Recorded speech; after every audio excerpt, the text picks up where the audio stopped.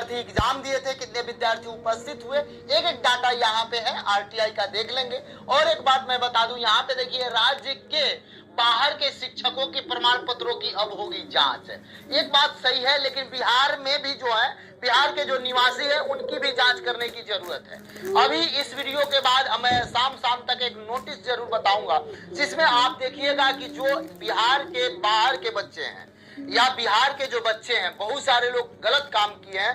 किए क्या है, अभी आप अब यूपी से डीएलएड आप कर सकते हैं, लेकिन इससे पहले बैन था। यूपी से कोई विद्यार्थी डीएलएड नहीं करते थे। डीएलएड करने के लिए वहां के मूल निवासी होना चाहिए। तो आखिरकार कुछ बिहार के भी विद्यार्थी हैं या कुछ यूपी के विद्यार्थी हैं जो डीएलएड वहां से किए हैं। तो जो यूपी के हैं तो वो तो कोई दिक्कत नहीं, वो सही है। लेकिन जो बिहार के हैं, जब वहां के निवासी हैं, तो यहाँ फिर कैसे निवासी हो गए? एक आदमी दो जगह निवासी कैसे हो जाएगा? दो जगह का मूल निवासी कैसे हो जाएगा? तो उससे ये उसका भी जांच होना चाहिए। 1 to 5, 6 to 8 शिक्षक का फिर से जांच होना चाहिए। वैसे डीएलएड जो शिक्षक बने हुए हैं, जिनके पास डीएलएड का डिग्री है, जो यूपी के हैं, यूपी से डीएलएड किए हुए हैं, क्योंकि यूपी में डीएलएड बैन था, केवल यूपी के विद्यार्थी ही करते थे, तो आखिरकार बिहार वाले कैसे वहां से कर लिए? अगर बिहार वाले वहां से किए तो फिर बिहार के निवासी कैसे हो गए? या यूपी वाले विद्यार्थी जब वहां से डीएलएड किए हैं तो बिहार का मूल निवासी कैसे हो गए? इस बात को समझना पड़ेगा। ये सबसे बड़ा फर्जीवाड़ा का गेम ये है डीएलएड को लेकर। तो यदि डीएलएड वाला सही से जांच हो जाए कि जब आप यूपी से डीएलएड किए तो आप तो जनरल में काउंट होइएगा। यदि आप बिहार वाले हैं, यूपी से डीएलएड कैसे कर लिए जब वहां पे बैन है? उस नोटिस को मैं बताऊंगा, शाम तक का वेट करिए। उस नोटिस पर एक एक करके चर्चा करूंगा। यदि उसकी जांच हो जाए तो टीआरई 1, टीआरई 2 से 20,000 शिक्षक बाहर हो जाएंगे। ऐसे 20,000 फर्जी शिक्षक हैं जिनका डॉक्यूमेंट्स रियल में सही नहीं है। जब यूपी के विद्यार्थी को वो मौका मिला तो बिहार वाले कैसे ले लिए? और जब बिहार वाले को मान लीजिए मौका मिल गया तो आप बिहार के निवासी कैसे हो गए? इस बात को सरकार को जांच करनी चाहिए। आइए यहाँ पे देखते हैं। प्रेषक में प्रशाखा पदाधिकारी सह लोक सूचना पदाधिकारी बिहार लोक सेवा आयोग पटना सेवा में सूचना का अधिकार अधिनियम 2005 के अंतर्गत वांछित सूचना उपलब्ध कराने के संबंध में महाशय देखिएगा, उपयुक्त विषय का आपके सूचना आवेदन प्रपत्र क के संदर्भ में निवेदित सूचित करना है कि अध्यापक नियुक्ति बीपीएससी टीआरई 3 यानी 3.0 में वर्ग 1 to 5 में कुल आवेदकों की संख्या 1,60,642 था तथा कुल उपस्थित आवेदकों की संख्या 1,16,188 यानी 1,16,188 विद्यार्थी एग्जाम दिए हैं। इस बात को आप समझ लें। अभी तक प्रक्रियाधीन है। कोटिवार डाटा भी मांगा गया था, लेकिन अभी तक आया नहीं है। फिर मांगा गया है, बहुत जल्द वो भी आ जाएगा, उस पर भी मैं वीडियो बना दूंगा। उपस्थित हुए अभी तक प्रक्रियाधीन कोटिवार आवेदकों की संख्या नहीं है। टीआरई 1 में वर्ग 1 to 5 में स्वतंत्रता सेनानी यानी फ्रीडम फाइटर कोटि के सफल अभ्यर्थियों की कुल संख्या 292 था। यानी फ्रीडम फाइटर में जो विद्यार्थी सफल हुए थे उनकी कुल संख्या 292 था, जिसमें केवल और केवल जो सभी विद्यार्थी सफल हुए थे वह केवल और केवल बिहार के निवासी थे। अन्य राज्य के विद्यार्थी 0 थे।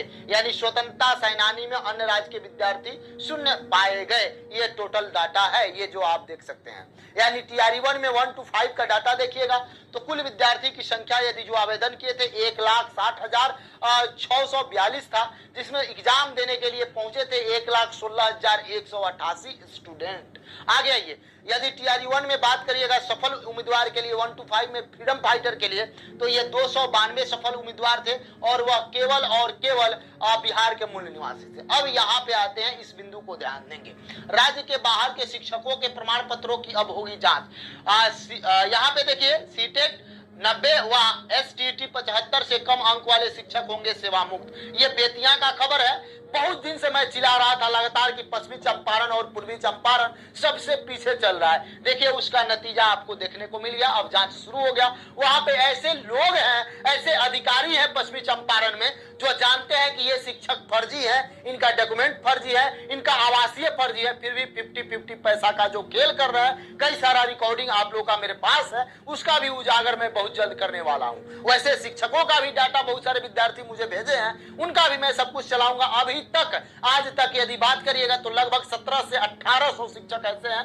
तो अब उसमें सब एक एक करके देखना पड़ेगा कौन शिक्षक रियल में फर्जी है, लेकिन वहां के खुद टीचर ही बता रहे हैं। अभी कई सारे शिक्षक ट्रेनिंग में जो आए थे, मेरे से मिले थे, उन लोगों ने बताया कि ऐसा ऐसा धंधा चल रहा है, ये समस्या है। हम लोग जानते हुए भी कुछ कर नहीं सकते हैं क्योंकि उन लोग का ऊपर तक पहुंच है। ये कैसे चलेगा, कब तक चलेगा? आप हमको, आप मेरा व्हाट्सएप नंबर है, आप उस पर टोटल डाटा शेयर करिए, मैं उस पर संज्ञान लूंगा, मैं उस आवाज को सरकार तक और सरकार के अधिकारी तक पहुंचाने का काम करूंगा। लेकिन थोड़ा सा ध्यान दीजिए, इसमें सरकार के अधिकारी बहुत मिले हुए हैं। जहां तक की बात है, जिस तरीका से आखिरकार जब ये उस समय का था नोटिस, अब इस पर क्यों एक्शन लिया जा रहा है? आज मई, जून, जुलाई, अगस्त, सितंबर, अक्टूबर में क्यों लिया जा रहा है? पहले क्यों नहीं लिया गया? सभी जगह ले लिया जाएगा। उतना दिन का वेतन कैसे वसूला जाएगा, इस पर अब चर्चा होनी चाहिए। बिहार सरकार को इस पर ध्यान देना चाहिए, शिक्षा विभाग को इस पर ध्यान देना चाहिए कि जो 5-6 माह, 1 साल का जो वेतन इन लोगों के पास है, उसकी कैसे वसूली की जाए। क्योंकि इनको मालूम है कि ये फर्जी है, फिर भी वेतन उठा रहे हैं। और एक बात मैं बता दूं,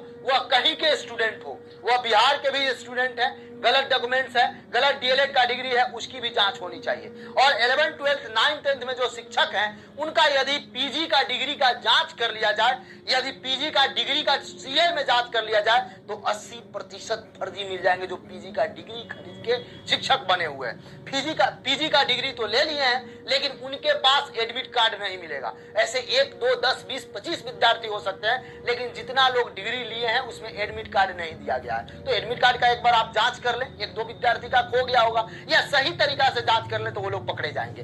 यदि डीएलएड वाला भी सही से जांच कर लिया जाए, टीआरई 1, टीआरई 2, यानी 1 to 5, 6 to 8 दोनों में, तो अच्छे से पकड़े जा सकेंगे इसमें 20 से 25 हजार विद्यार्थी। क्योंकि आप डीएलएड कहां से किए हैं? जब वहां बैन था तो आप कैसे डीएलएड कर लिए? यहाँ भी वहां के अस्थायी निवासी डीएलएड किए हैं। यूपी में पहले तक का नियम था कि वहां के जो अस्थायी मूल निवासी उत्तर प्रदेश के विद्यार्थी हैं, वही वहां से डीएलएड करेंगे। तो बिहार वाले कैसे डीएलएड कर लिए? अभी तो इनकी जांच ही नहीं हो रही है, अच्छा से जांच करने की जरूरत है। तो ये आप देख सकते हैं, बिहार लोक सेवा आयोग से टीआरई 1, टीआरई 2 से बाहर के शिक्षकों के सीईटी और एसटीईटी के पत्रों की जांच होगी। वैसे अध्यापक जिन्हें सीटेट में 90 अंक व एसटीईटी में 75 अंक, मैं बार बार कहता हूँ, आप महिला है, पुरुष है, कोई भी है, लेकिन अन्य राज्य के हैं तो आपको जनरल का योग्यता धारण होना चाहिए। वह पटना हाई कोर्ट में जो बिहार सरकार के द्वारा दिया गया, जो शिक्षा विभाग के द्वारा दिया गया, मैं उस पर भी वीडियो बनाया था। बहुत सारे लोग अभी भी मानने को तैयार नहीं है, तो कोई बात नहीं।